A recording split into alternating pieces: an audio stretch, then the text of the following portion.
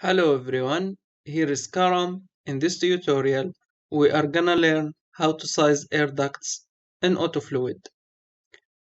First, after you have constructed the air network and specified the volume flow rate, from AUTOFLUID toolbar, select Calculations.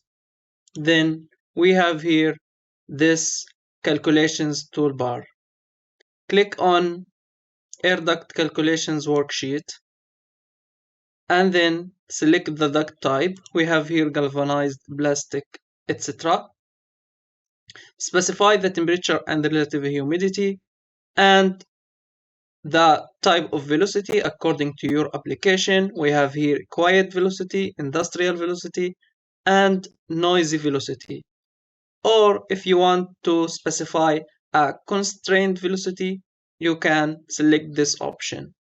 And in case you have geometry limitations, for example, a false ceiling height, you can tick this option, duct maximum height, and specify the required height. Then select the form of representation for the text, for example, frame plus line, and then click on the flow. Select this one and this one, and then right click to confirm. And we have here the flow rate and the diameter and the velocity. Escape from the command and then repeat it. Select the flow and then right click to confirm.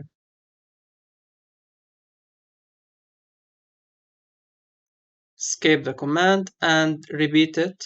Select the flow and confirm with right click. Escape the command and repeat the command and select the flow rate and confirm. As you can see, we have completed the duct sizing. Change this to diameter. You can size the branches in a similar way.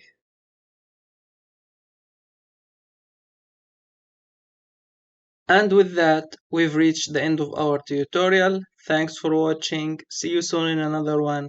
Goodbye.